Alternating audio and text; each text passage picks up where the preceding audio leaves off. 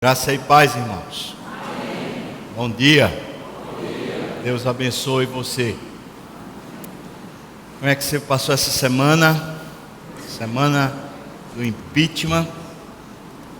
Como é que seu coração reagiu aos últimos acontecimentos da nossa nação? Você falou mal de alguém? Na rede social, qualquer que seja, você colocou algum texto depreciativo, destrutivo. Você orou por Dilma. Talvez tenha sido a semana mais difícil da vida dela. E nós, como filhos de Deus, precisamos interceder, abençoar. Você orou por ela? Teve compaixão dela. Você orou por Temer, que já assume num cenário de contradições, assume a responsabilidade de direcionar a nossa nação. Você orou por ele, pediu a Deus a sua bênção sobre a vida dele. Renan Calheiros, Eduardo Cunha, misericórdia. Né? Você orou por Lewandowski. Irmãos, apesar de parecerem que são de plástico, não terem emoções, aquele pessoal também sente, também tem emoção, também tem úlcera, tem câncer. A gente precisa orar por esse povo e orar com compaixão, pedir a Deus que abençoe. Melhor bênção que Dilma, Lula, Renan Calheiros, Eduardo Cunha, Lewandowski e vai por aí. A melhor bênção que eles poderiam receber era a bênção da salvação. E não é para que eles se tornem lá nos poderes, onde eles exercerem seus poderes, para que eles se tornem alguém a quem a gente pode recorrer, mas é para que eles provem da paz, do amor, da graça, que eu e você já temos o privilégio de provar. É para que eles possam ter esse relacionamento vivo com o Deus de Israel. E digo para você, irmão, há mais poder na sua vida para mudar o Brasil. Há mais poder em você para mudar o Brasil do que todos eles juntos. Porque o poder que eles têm é o poder dos homens, mas o poder daquele que foi recriado em Cristo Jesus é o poder dos céus, é o poder do Espírito Santo. Eu e você somos chamados por Deus para agirmos no poder de Deus, abençoando a terra onde a gente estiver plantado. No meu caso, eu estou plantado no Brasil, eu estou plantado em Recife, e eu estou plantado na Igreja Presbiteriana das Graças. E nessa ordem eu preciso ser uma bênção. Por isso, Deus abençoe você, Deus abençoe essa igreja, Deus abençoe essa cidade, Deus abençoe essa nação. Um povo será feliz, diz a palavra, quando Deus for seu Senhor. E o povo cujo Deus é o Senhor é a igreja. Não é o povo brasileiro, não é o povo americano, não é um povo inglês. Povo cujo Deus é o Senhor é a igreja. Eu e você somos um povo de propriedade exclusiva de Deus, que nos chamou das trevas para a sua maravilhosa luz. Por isso, o povo feliz que há na terra, independente de em que nação esteja, é o povo chamado igreja. Eu e você. Se estamos infelizes, Então é sinal de que talvez a gente precise revisitar o próprio Deus, revisitar a história de Deus conosco, que é o que restaura a nossa alma. Portanto, mais uma vez eu quero dizer para você, Deus abençoe você. Mais uma vez, eu estou expectativo, meu coração é que o Senhor esteja presente aqui e se anuncie para nós. Essa é a minha oração. Eu estava prestando atenção aqui enquanto a gente estava no louvor, que nós cantamos algumas letras aqui, e me desculpem, eu não quero julgar, mas eu queria só que você mesmo julgasse. Nós cantamos, por exemplo, para Deus vir, nós cantamos logo isso no começo, logo a primeira música, e eu percebi, eu fiquei só olhando a congregação, e tinha gente cantando, olhando assim, gente que não estava cantando, gente que estava olhando o celular, e eu fiquei pensando assim, aquilo que diz lá Isaías: esse povo honra-me com os lábios, mas o seu coração está distante de mim. Última música que a gente cantou agora, antes do sermão, como era o nome da música? Alguém lembra? Hã? Desculpa. Nós damos honra a Ti, Rei dos Reis, admirável, o princípio e o fim, nós damos honra a Ti. E sinceramente, se fosse um rei humano, vestido com trajes reais, de vermelho, uma coroa, sentado num trono aqui, nesse lugar, bem no meio, para todo mundo ver, eu duvido que a gente cantasse com essa indiferença. Nós damos honra a Ti, nós damos honra a Ti. É desafinado mesmo. Rei dos Reis, admirável. Como é o resto, não sei.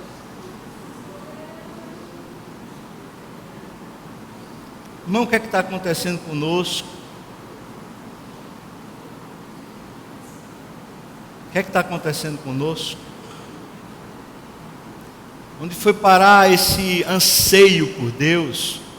Lemos no começo do culto: levantai-vos, ó portas, as vossas cabeças.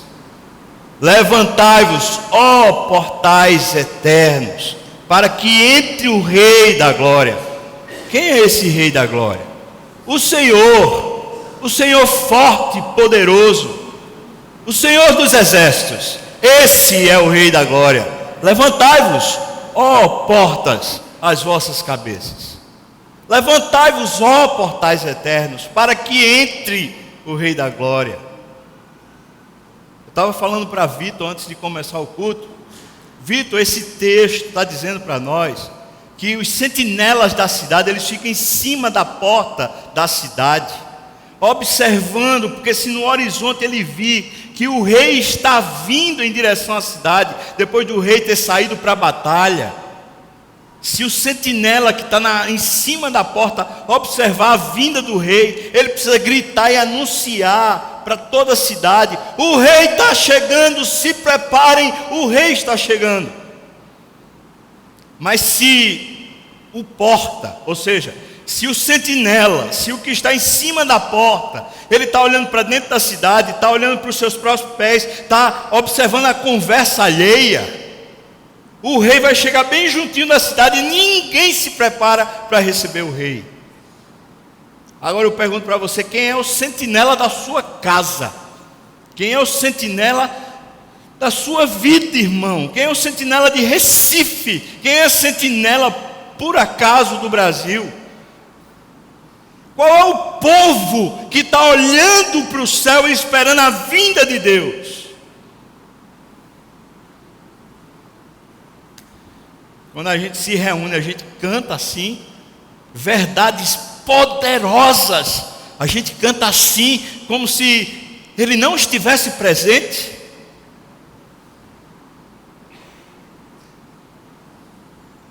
eu fico por demais indignado. Deus tenha misericórdia de nós. Isso não é nem um sermão, imagina. É só uma pastoral. Deus tenha misericórdia de nós. Deus não se impressiona com nossa presença no templo. A única coisa que Deus quer é o seu coração. Presença sem coração, para Deus é repugnante. Ele está a ponto de vomitar. Deus não se impressiona com a sua presença. Deus quer o seu coração. Está na hora, irmão, já passou do tempo da gente se preparar para a presença do Senhor. E eu creio firmemente na palavra do Senhor, que o ajuntamento solene, a Assembleia dos Santos, a reunião do povo de Deus, Deus habita ali. Eu não creio que Deus habita nessa estrutura desse prédio. E se acontecer qualquer coisa que seja, um terremoto, ou precisar destruir esse templo, mesmo assim, se nos reunirmos lá no Parque da Jaqueira, sem teto, se nos reunirmos lá na praia, sem nenhum teto, sem nenhuma parede, esse ajuntamento, Deus comparece. E o meu coração precisa estar preparado como um sentinela. Meu irmão, está na hora, passou da hora de a gente começar a perceber a presença de Deus. Se num culto, nesse momento que supostamente já estamos na expectativa de Deus presente, se num culto nós agimos com uma grande indiferença à sua presença, quem dirá no trabalho? Quem dirá quando estivermos deitados na nossa cama? Como a gente vai poder dizer que a gente vive na presença de Deus, se até num momento desse, parece que para mim e para você a coisa está meio que relegada, meio que deixada de lado. Tenha misericórdia, Senhor, de todos nós. Eu preciso fazer um anúncio que é o de mais importante. Eu quero fazer a transição para a mensagem fazendo esse anúncio. Pega aí seu boletim, por favor. O seu boletim, você deve ter recebido. Tem no boletim um anúncio das eleições de oficiais que a gente vai ter aqui no próximo domingo. Eu quero passar a limpo isso com você, para você entender bem e domingo que vem você não se equivocar. Diz aqui, está observando? Está dizendo assim: eleição de oficiais IPG, aí nos anúncios, destaques da semana, está vendo? Diz assim: está tudo definido, menos qual será o resultado. Eis os critérios que obedeceremos ou obedecemos nas eleições de oficiais da IP Graças 2016, de presbíteros e diáconos, evento que ocorrerá no próximo domingo, no dia 11 de setembro de 2016. Primeiro, começará a assembleia, 8 horas da manhã, abriremos, preste atenção aqui comigo, nós abriremos a assembleia aqui no templo, 8 horas da manhã, com uma oração, colocando na presença do Senhor. Você, quando estiver chegando para a igreja, você, se chegar às 8, você vem para cá, a gente ora e você vai votar. A votação vai ser na sala Ada Alimonda, é bem aqui embaixo, bem aqui embaixo. Você vota e volta para o templo. Nós vamos ter o culto 8h30 normal. Todo mundo entendeu? Que horas começa a assembleia? Que horas começa o culto? Haverá alguma interferência no culto? Não. Será normal. Ok? Vamos ter o culto de 8h30. Vamos ter escola dominical. Vamos ter o segundo culto às 11h. Nós vamos ter o culto das 4h30. Nós vamos ter o culto das 6h30, quando der 19 horas, 7 horas da noite, nós vamos encerrar o processo de votação. Isso quer dizer que você que vem para o culto das 8h30, você, ao chegar, você vai direto para a Adalimonda, volta e sobe para o culto. Se você vem para o culto das 11, você vai direto para a Adalimonda, volta, vem para o culto das 11. Se você vem para o culto das 4h30, volta e vem para cima. Das 6h30 você volta e vem para cá. 7 horas eles encerram lá embaixo o processo de votação. E então eles fazem a apuração. Essa comissão é repleta, é completa por presbíteros, pelos oficiais da igreja, que vão estar lá nas mesas. Então, depois de fazer esse apurado dos votos, depois de verificar quórum, quando acabarmos o culto da noite, 8 horas por aí, 8 horas, 8h30 no máximo, nós encerramos o culto, impetramos a bênção, e aí nós encerramos a assembleia, dizendo qual é o resultado das eleições. As eleições que estamos falando, para ficar bem claro, não se trata de eleição municipal. Estamos falando da eleição da Igreja Presbiteriana das Graças para oficiais na Igreja Presbiteriana das Graças.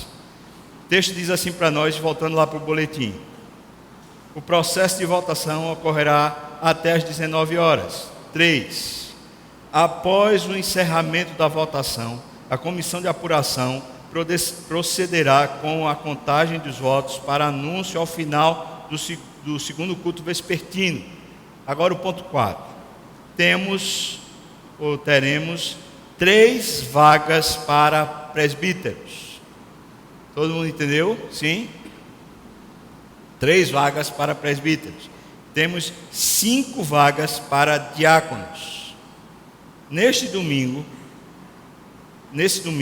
ao longo dos 4 cultos, será anunciado de púlpito a relação oficial dos candidatos.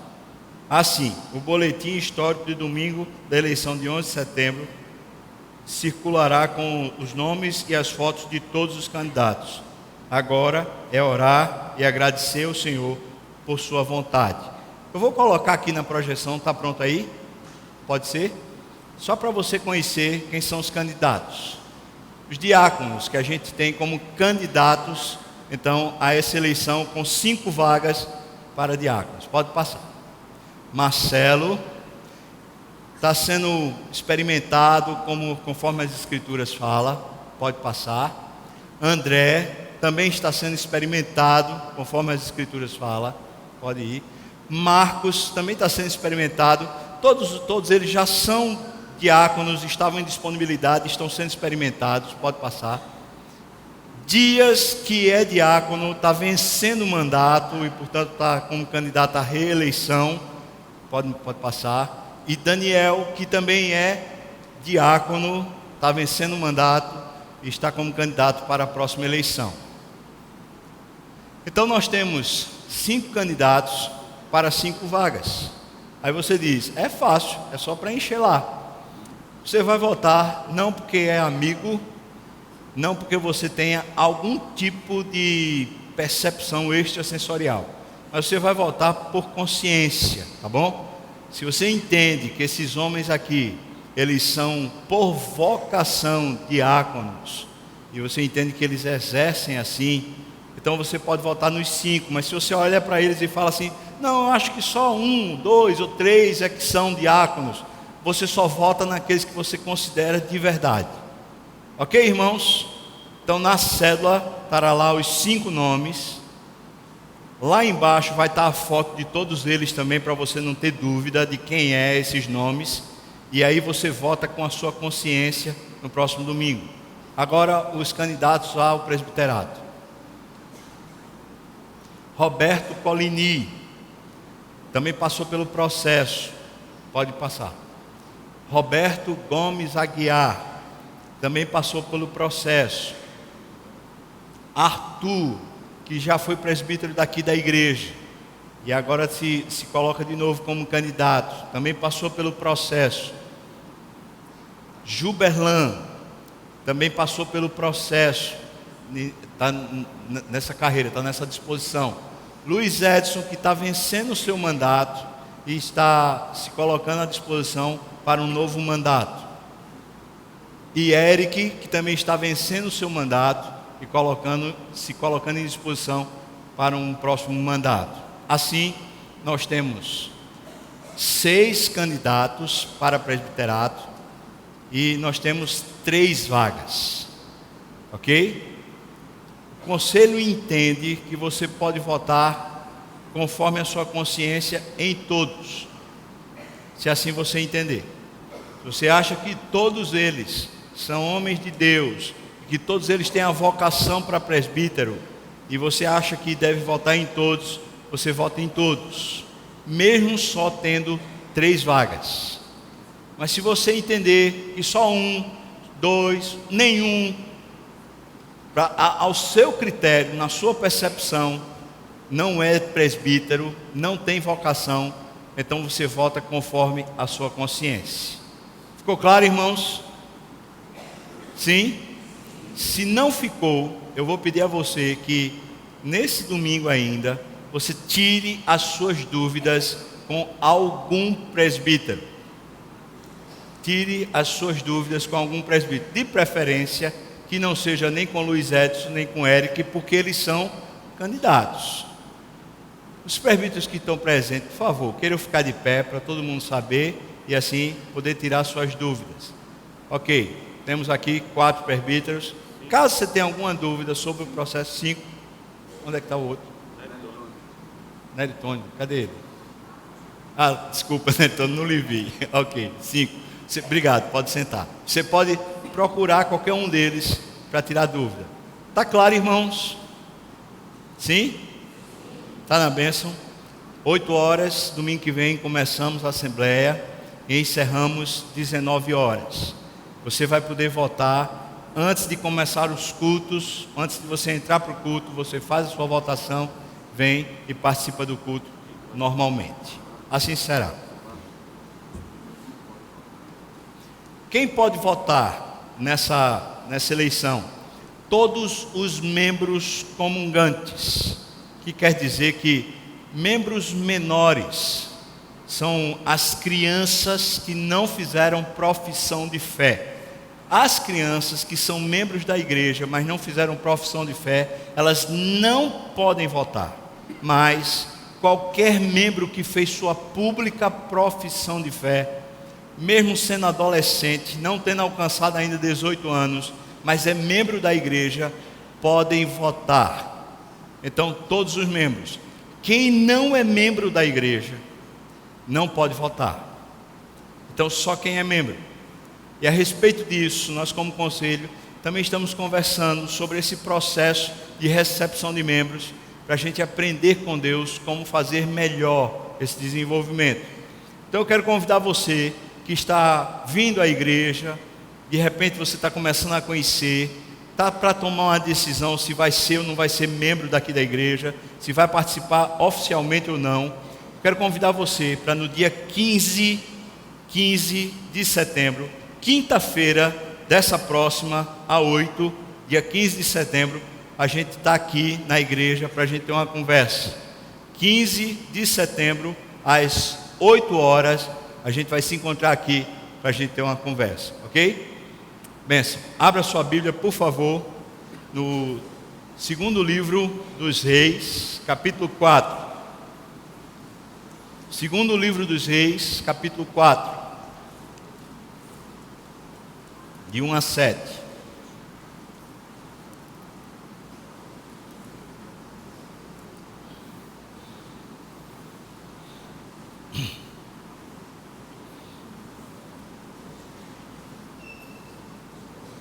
Segundo livro dos Reis, capítulo 4, de 1 a 7. O texto é um milagre. É um milagre que mostra para mim e para você a providência de Deus. Um Deus que intervém no mundo real, nesse mundo concreto, meu e seu. Nós vamos ler a partir do 1º versículo até o versículo 7º, capítulo 4. A palavra diz assim para mim e para você: certa mulher, das mulheres dos discípulos dos profetas, clamou a Eliseu dizendo: meu marido, teu servo, morreu, E tu sabes, ele temia ao Senhor. É chegado o credor para levar os meus 2 filhos, para lhes serem escravos. Versículo 2. Eliseu lhe perguntou: que te hei de fazer? Dize-me, o que é que tens em casa? Ela respondeu: a tua serva não tem nada em casa, senão uma botija de azeite. Só tenho isso, uma botija de azeite. Então disse ele: vai, pede emprestadas vasilhas a todos os teus vizinhos, vasilhas vazias, não poucas. Então entra, fecha a porta sobre ti, sobre os teus filhos, e deita o teu azeite em todas aquelas vasilhas. Põe a parte a que estiver cheia. Partiu, pois, dele, fechou a porta sobre si e sobre seus filhos. Estes lhe chegavam as vasilhas, e elas enchia. Cheias as vasilhas, disse ela a um dos filhos: chega-me aqui mais uma vasilha. Mas ele respondeu: não há mais vasilha nenhuma. E o azeite parou. Então foi e fez saber ao homem de Deus. Ele disse: vai, vende o azeite, paga a tua dívida, e tu, teus filhos, vivei do resto. Amém.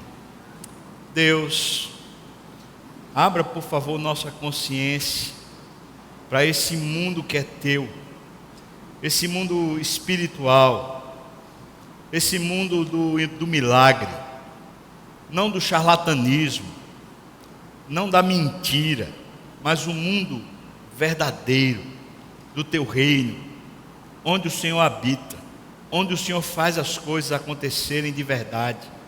Abra os nossos olhos, Senhor, nos faça ver, nos faça crer, mas aqui, nesse momento, aplica a tua palavra ao nosso coração. Aplica, Senhor. Quem sabe hoje a gente pode sair daqui com mais esperança, com maior fé e com muito mais amor ao Senhor. Nós oramos no nome de Jesus. Amém, amém e amém. Ok, irmãos, se a gente fala de milagre no meio de uma igreja, é um assunto relativamente pacífico. Quem vai questionar milagre dentro da igreja? Até aquelas igrejas que são mais tradicionais, mais fechadonas, quando se fala em milagre, de alguma maneira parece que as pessoas se respeitam, ainda que elas possam dizer assim: eu duvido que esse milagre aconteceu, mas mesmo duvidando daquele momento, daquele fato, de certa forma nós acreditamos que é possível. Pode ser que aquela pessoa esteja mentindo, mas é possível que o milagre aconteça. Ok, nesse meio, a gente meio que está bem, mas acontece que eu e você, nós não habitamos dentro da igreja. Nós temos culto no domingo, nós temos talvez alguns aqui, grupos pequenos durante a semana. Nós temos talvez ali dentro da nossa própria casa um núcleo de crentes, marido, esposa, filhos, talvez aquela convivência ali seja uma convivência de crentes, mas nós não habitamos na igreja, nós habitamos no mundo, e Jesus de fato não nos quis tirar do mundo, e no mundo onde a gente habita, essa história de milagre, ela não é crida. E vou falar isso de maneira ainda um pouco mais enfática. Não se trata apenas de, na universidade, no meio acadêmico, nesse meio mais de sabedores, de conhecedores, de doutores, não crerem nisso. A gente está falando nesse mundo do dia a dia, nesse mundo do ônibus apertado, do metrô. Nós estamos falando daquele dia a dia, quando a gente está no trânsito, quando a gente está no acocho, quando a gente está com uma notícia má mordendo o nosso calcanhar. Eu estou falando no mundo que eu e você chamamos de real. Esse mundo real ele não crê no milagre. Eu vou explicar isso talvez um pouco até mais enfático. Nesse mundo real, do dia a dia, eu e você não cremos no milagre. Não só os nossos pares, as pessoas com as quais nós convivemos, com as quais trabalhamos, não creem, como também eu e você não cremos. Nós só cremos no milagre aparentemente quando estamos num ambiente onde isso é uma proposta viável. Por exemplo, a gente vai para uma reunião de oração e alguém fala assim: por que você não ora a respeito desse assunto? Por que você não pede a Deus a respeito desse assunto? Naquela hora, uma luzinha acende, você fala: é mesmo, de repente Deus pode fazer. Mas a gente meio que ora, talvez eu esteja errado a seu respeito, mas o normal são as pessoas orarem assim: Deus faz isso, mas lá no coração, lá no fundo está dizendo assim: Ele não vai fazer, não vai fazer nada. Mas bom, o não eu já tenho, né? Então eu vou pedir, sei lá, de repente cola, de repente cai, a coisa acontece. É como se a gente tivesse assim, num ambiente onde Deus, seja lá fora, ou seja na reunião de oração, onde Deus não fosse real, onde Deus fosse meio que uma abstração, para não dizer que fosse só uma ideia abstrata. É como se a gente não admitisse que a intervenção de Deus é a única coisa que temos nessa terra para nos dar esperança. Quem vai nos socorrer, Chapolin Colorado? Quem vai nos salvar? Superman? Quem vai intervir? A Liga da Justiça? Irmãos, eu sou brasileiro, eu tenho 45 anos, minha pequena história de vida me mostra que no Brasil a gente não consegue mesmo acreditar, a gente consegue ter uma crença religiosa, mas qual é a coisa que funciona no Brasil? Qual é a coisa que eu e você olhamos e falamos assim: isso chega a dar gosto de ver? Deus tem me dado a graça de cuidar da minha saúde em caminhadas, e eu faço caminhadas por Recife mesmo, pelas ruas de Recife. Vamos, eu e minha esposa, quase que diariamente vai eu e ela. E nós andamos pelas calçadas, e as calçadas de Recife, elas mostram para mim e para você que as calçadas não foram feitas para os que andam. Talvez as calçadas foram feitas para as árvores, talvez as calçadas foram feitas para os carros, mas não para os pedestres, porque elas estão quebradas, elas estão desfeitas, elas estão mal construídas, e em alguns lugares elas nem construídas foram. As pistas nas quais nós trafegamos, elas estão cheias de buraco.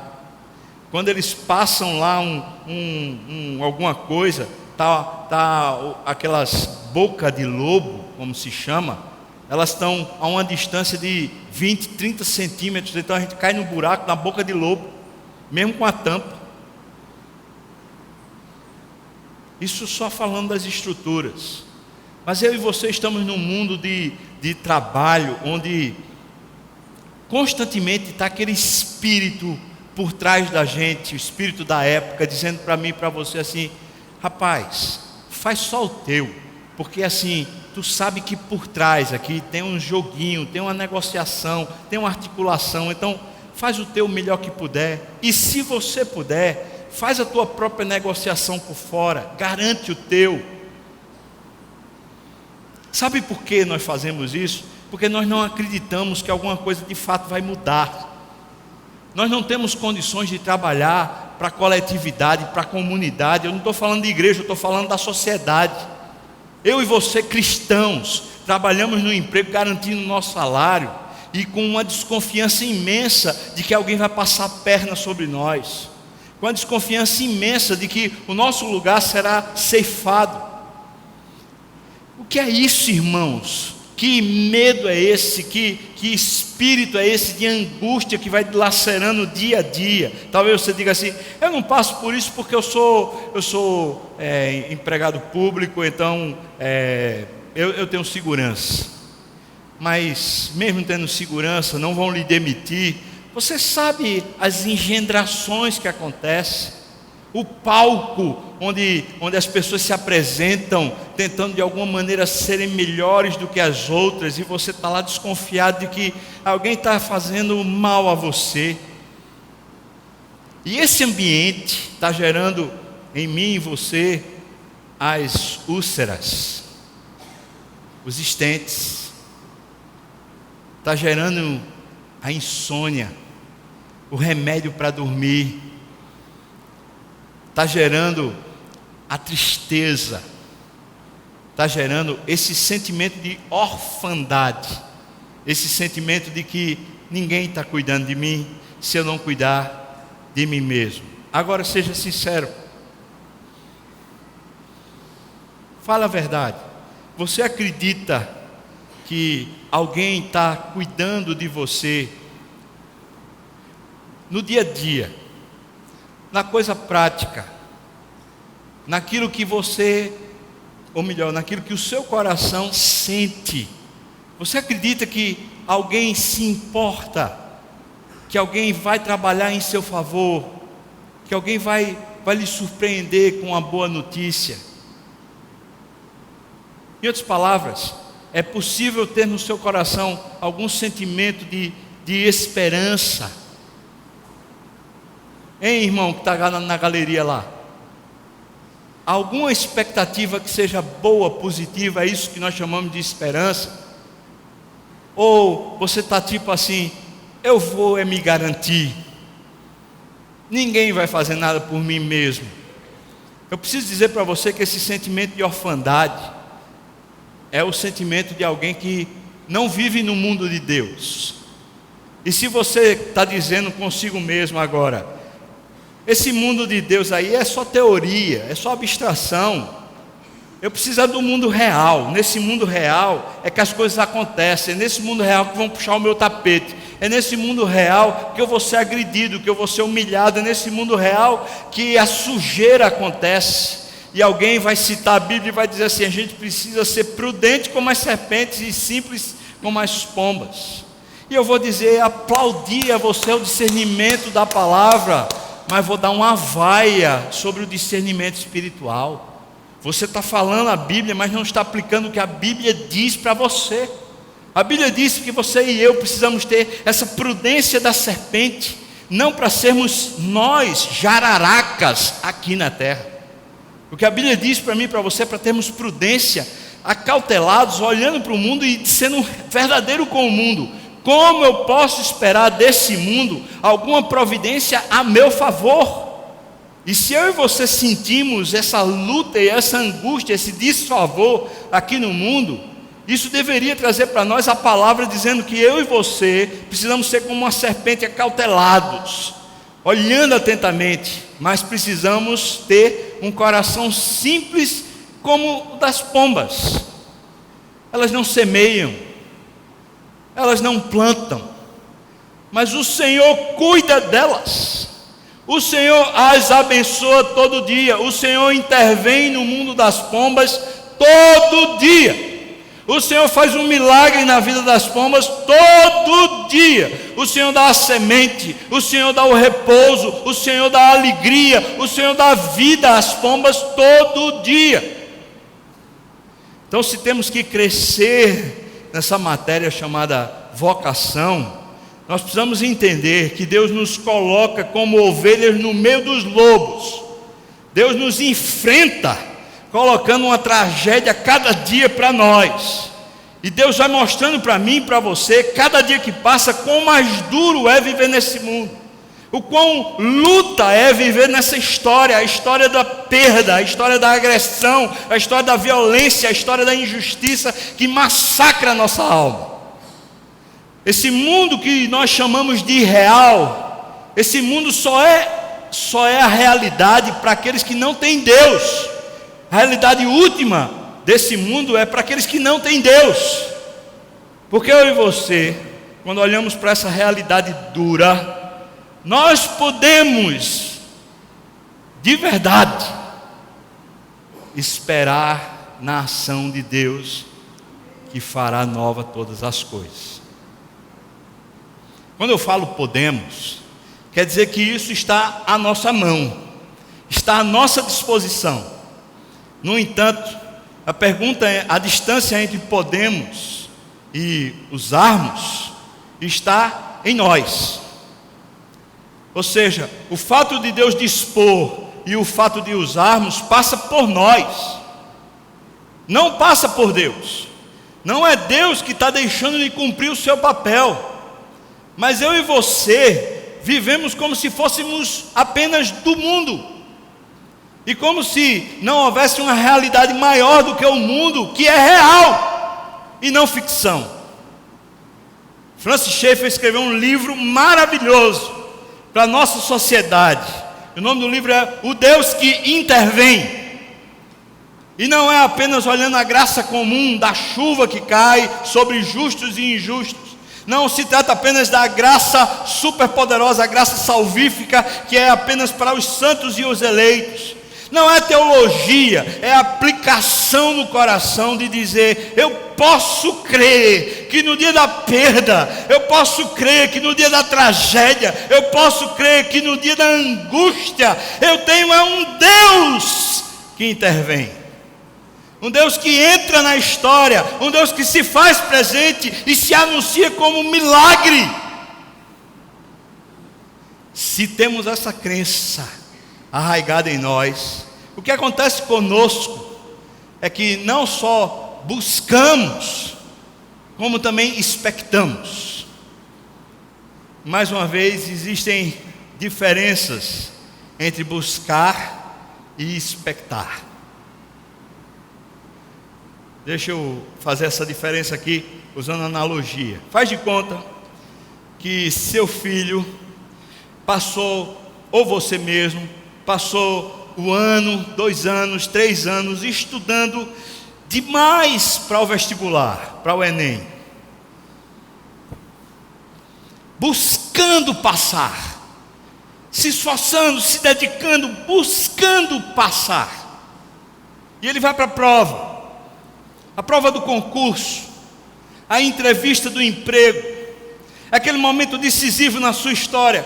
Você vai para ele buscando, dizendo assim: eu fiz o que eu pude, eu me esforcei no que eu pude, eu me dediquei no que eu pude. Mas você faz a prova, você é entrevistado. A partir desse momento, a pessoa que realmente queria passar, realmente queria ser empregada, a pessoa passa a ter expectativa. A pessoa fica esperando o resultado. É hoje, quando sai a notícia na televisão dizendo: olha, o gabarito da prova foi assim, foi assado. Você está lá na internet, está procurando, você pega lá e diz: olha, eu acho que eu passei. Você está com expectativa, seu coração está ansioso por aquilo que supostamente pode acontecer. Talvez naquela noite que antecede o resultado, você não consiga dormir direito, porque você está expectando. Aí você vai dizer: isso é ansiedade, isso é pecado. Eu sei, entenda a analogia, irmão. Mais do que isso, a gente está falando sobre o estado da alma de alguém que crê. É uma analogia que eu estou fazendo. Nessa hora, quando você sai de casa em direção ao resultado, quando você vai para a internet buscar seu nome, quando você vai ver as notas, vai ver se qualificou, se não se qualificou, se você vai poder fazer aquela universidade que é dos seus sonhos, se você vai poder estar aqui em Recife, ou você vai ter que ir para o Rio Grande do Sul. Ou seja, nessa hora onde se está definindo a sua vida com coisas bem reais e práticas, nessa hora você tem expectativa. E eu quero dizer para você que o sinal da falta de expectativa entre eu e você a respeito de Deus é a evidência prática de que não buscamos a Deus. Porque quando eu e você busca a Deus, quando eu e você faz a tarefa de casa dizendo: Senhor, eu te quero, Senhor, eu te preciso. Senhor, venha ao meu encontro. Senhor, venha ao meu mundo. Senhor, intervenha. Senhor, faça a minha história. Senhor, toma a direção. Senhor, tu podes. Eu creio. Quando eu e você buscamos a Deus, a expectativa acontece do mundo de Deus descer sobre nós. E essa história da mulher que ficou viúva, ela é cheia de conteúdo para a gente aprender isso. Porque essa mulher vai buscar o profeta. Talvez você está dizendo, ela foi buscar o pastor. E eu vou dizer para você, é verdade, mas se você entender aquela época, como as pessoas pensavam, o profeta não era o pastor. O pastor daquela época era o sacerdote. Quando a pessoa procurava um profeta, especialmente como Eliseu, como Elias, como esses caras, a pessoa estava buscando Deus. Estava dizendo, eu sei uma pessoa que aqui na terra é a evidência viva de um Deus real. Essa mulher chega para Eliseu e fala assim, olha, meu marido é discípulo dos profetas. Veja, não está nem dizendo é seu discípulo Eliseu. A mulher não está responsabilizando Eliseu. A mulher está dizendo para ela, a minha angústia, eu quero apresentá-la. Eu preciso de uma intervenção, eu preciso de um milagre, eu preciso de alguma solução para mim, porque o meu mundo ruiu. Que ela diz, veja o quadro, meu marido morreu, e meus filhos vão ser vendidos como escravos para a gente pagar as nossas dívidas.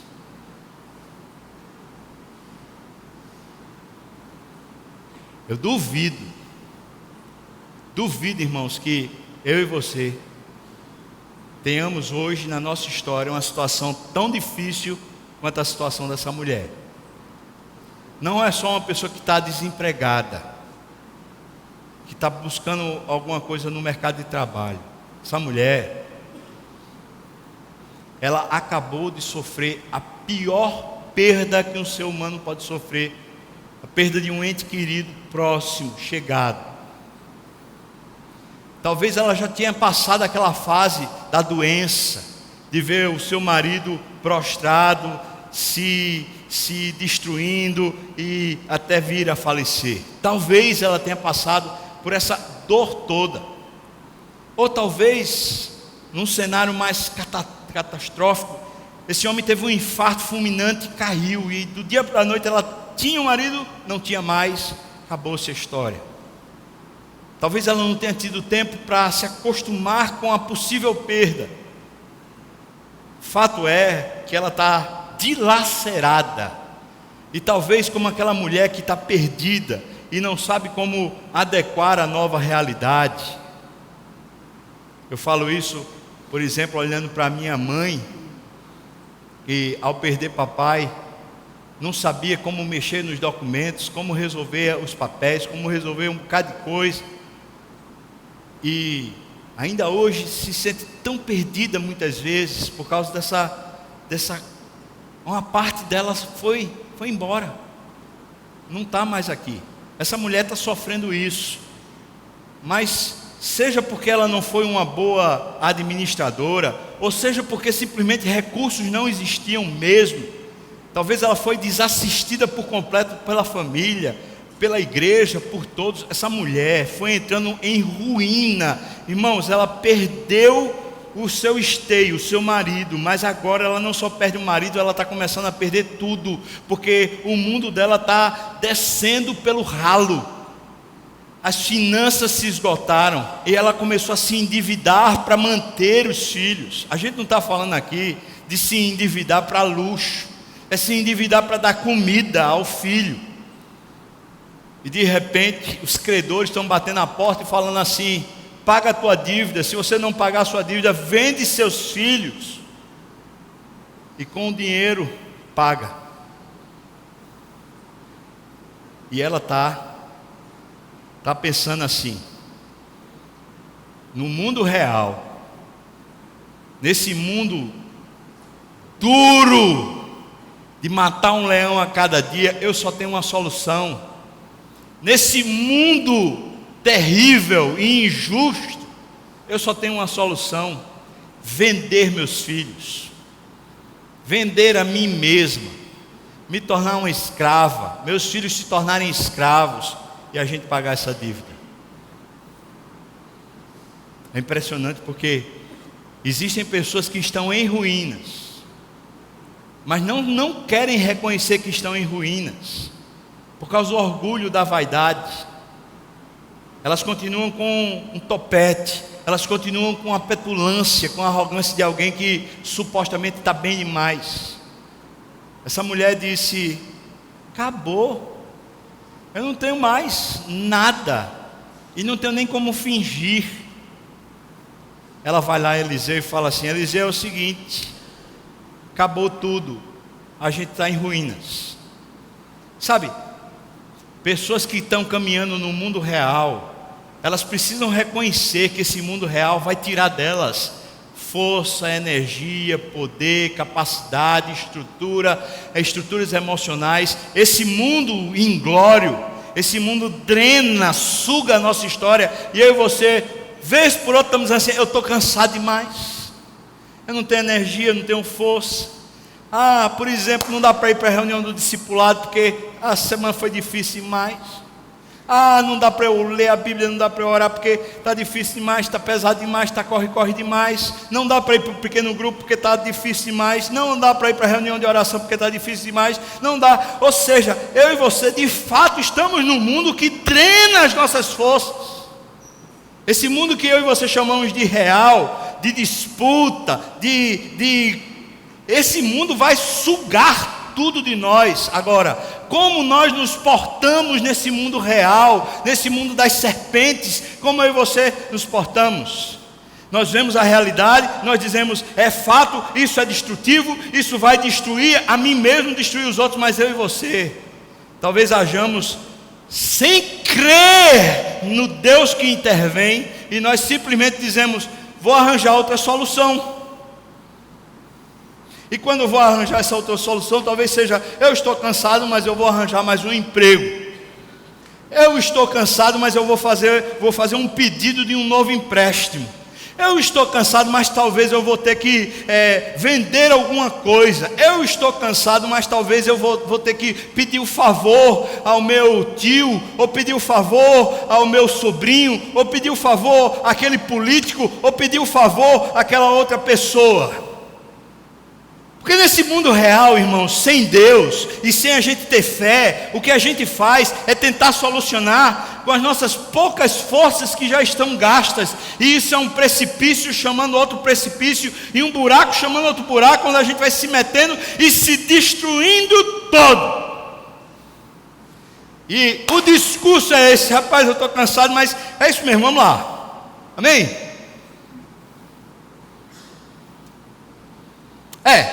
Está difícil, os horários estão apertados, corre, rapaz, assim mesmo, tem que ser violento. Se você não for violento, não for aguerrido, vamos lá para onde? Isso é perdição, isso é morte, isso é mundo sem Deus. Esse é um mundo igual ao que não tem Deus. Sinceramente, se vivemos assim, qual é a diferença da gente vir para o culto ou não vir para o culto? Porque pessoas que vivem sem Deus lá fora não são pessoas que esperam Deus aqui dentro. Essa viúva foi lá e falou: o profeta é a seguinte. E o profeta, eu acho massa a reação do profeta. O profeta fala para ela assim: e aí? Você talvez esteja confundindo. Eu não tenho nada para dar para você, nem para fazer. Eu não tenho. Mas o texto mostra para mim e para você que o profeta vive no mundo de Deus. E essa mulher vive no mundo de Deus. No mundo de Deus, onde as coisas reais doem. No mundo de Deus, onde o Deus real intervém. Ela vive no mundo de Deus. Ela sabe que Deus pode intervir. Ela sabe que buscando a igreja, buscando um ao outro, eles podem juntos ver Deus intervindo. E o profeta fala: prepara, porque os recursos já estão disponíveis. E talvez eu falar desse jeito vai dizer para você assim: isso é uma linguagem meio pentecostal, aquele negócio. E aí vem daqui a pouco alguém falando assim: o óleo da unção, para poder você receber o dinheiro. E daqui a pouco está o lenço ungido. E não tem nada disso, irmão. Isso aqui é teologia pura, textual, é sublime. Os recursos estavam dentro da casa da mulher. Os recursos estavam na vizinhança da mulher, nas relações interpessoais da mulher. Ela vai lá, o profeta diz: prepara, pega as vasilhas que você puder, pega o estoque que der, prepara. Se prepare, crie expectativa no seu coração. Vá lá, trabalhe, busque, crie expectativa no seu coração. Deus intervém, mulher. Deus faz diferença, mulher. Deus é real, mais real do que sua dor. Deus vem e desce. Se prepare. E ela vai, pega as vasilhas. Quando pega as vasilhas, põe lá. O profeta disse: é só derramar azeite. Só isso. E talvez seja até assim demais, né? A gente dizer que esse azeite é símbolo daquela unção dada por Deus, que passa a ser símbolo da própria ação do Espírito na vida, na casa, na história daquela mulher. Mas é demais quando a gente não tem teologia bíblica para nos assistir.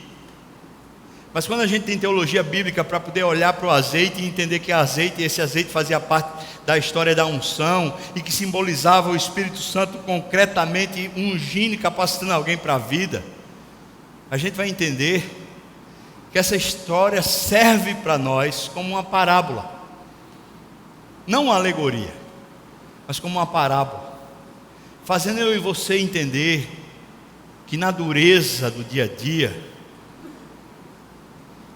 que precisamos preparar o nosso coração, não é para o revanchismo, nem para ocuparmos o nosso lugar nessa terra, que precisamos preparar o nosso coração, e de fato precisamos preparar o nosso coração, é para Deus descer e se derramar sobre ele. Mas eu pergunto, e por favor, irmão, seja sincero, na prática, seu coração se prepara para Deus vir? Não estou falando da parousia, da vinda de Cristo, eu estou falando do hoje, aqui e agora. Seu coração se prepara para Deus vir?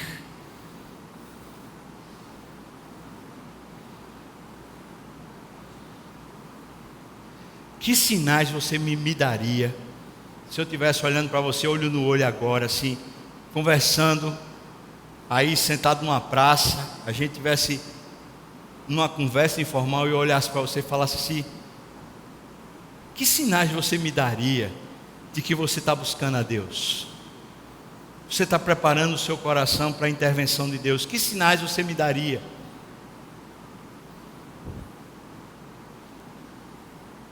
Estou perguntando a você. Porque se fosse uma entrevista de emprego e eu perguntasse para você: que sinais você me dá de que você é competente para ocupar o cargo na empresa? Você tem um discurso pronto. Eu fiz o curso tal, eu fiz não sei o que lá, eu fiz não sei o que, eu fiz não sei o que lá. Na minha última experiência na empresa eu fui assim, eu fui assado, eu tenho esse histórico, eu tenho esses documentos, eu tenho não sei o que. Você iria comprovar com fatos que a sua história é a história de competência para ocupar aquele cargo. Agora eu estou falando de, nesse mundo duro, no mundo das serpentes, o coração de pomba, o coração do espírito, o coração cheio de óleo, é o coração de alguém que se prepara para Deus, que busca Deus, que espera que Deus desça, e por isso tem expectativa. Eu pergunto para você: quais são as evidências, fatos práticos, reais, que dizem para a sua história, para a sua consciência, que dizem para mim que estou lhe perguntando, que você está preparando o coração, preparando sua vida para a visitação do Senhor? Que fatos?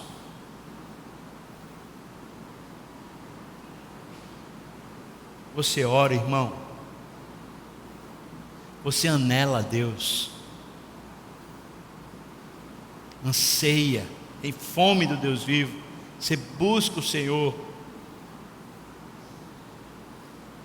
Lê a palavra, livros.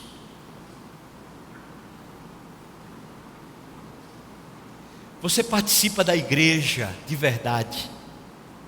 Não é fazendo sua tarefa não, irmão. Minha tarefa é porque eu sou líder do departamento da SAF. Minha tarefa é porque eu terça-feira vou para o sopão, vou para o segundo mandamento. Minha tarefa é porque eu participo do grupo pequeno, na quarta-feira vou para a casa de não sei quem. Minha grande tarefa dentro da igreja é porque eu me responsabilizei por levar um pedaço de pão para aquela reunião de não sei o que lá, ou então levar uma sopa, ou levar uma terrina de salada para poder o povo receber. Essa é sua tarefa. Meu Deus, isso que é fazer parte do povo de Deus? Meu Pai, meu Deus, eu vou dizer para você, se isso é o máximo que a gente está participando do povo de Deus, eu vou dizer assim, a gente está ruim demais. A gente não está buscando a Deus não, porque buscar a Deus é interagir na vida, é a gente ter palavra de Deus ungida no coração, é ter o óleo que salta para as outras vasilhas, é ter gente ao nosso redor que tem óleo sobre a nossa vasilha, é a relação que abençoa, que testifica, que faz esse mundo duro, vazio de crise se tornar um mundo de Deus para mim e para você. Acorda! Já passou do tempo, o Rei da Glória está vindo.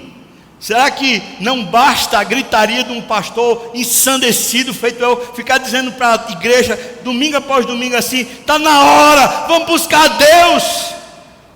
Eu sei que Deus pedirá conta de mim a respeito do anúncio que eu faço, e por isso faço com veemência de alma, e Deus sabe. Mas irmão, depois de entregue a denúncia, depois de entregue o pacote, depois de falado e dito, é sua responsabilidade, e Deus pedirá conta a você e não a mim.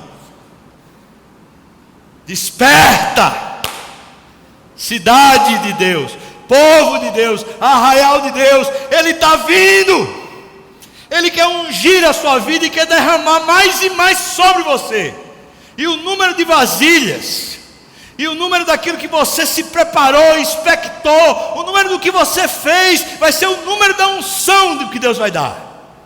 Prepara, abre-te, está cansado demais, pois está na hora de você conhecer Jesus, porque Jesus é o descanso da nossa alma. Vamos orar, feche seus olhos. Você veio para cá no mundo do mundo, no mundo dos homens, no mundo das serpentes. Eu estou chamando você para o mundo de Deus, o mundo do preparo para Deus, o mundo da expectativa por Deus. Estou querendo chamar você para esse mundo real que Deus habita. Prepara-te. Eu quero chamar você para uma atitude, compromisso, pacto. Eu vou buscar o Senhor. Eu vou buscar ao Senhor. Eu vou ler a palavra, vou ler livros, eu vou orar.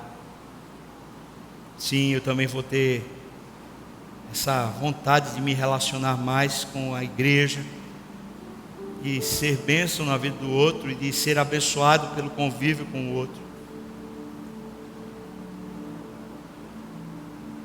Eu vou esperar que Deus intervenha e que o cansaço saia pela presença de Deus e não pelas férias.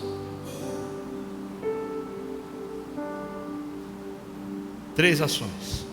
ler a palavra, orar e comungar. 3 coisas que você pode se comprometer hoje, agora. Irmão, se Deus tem falado a você e tem dito a você, acorda. Se levanta, eu queria orar por você. Se esse é o chamado de Deus para você, e você está assumindo um pacto, se levante. Quero orar por você.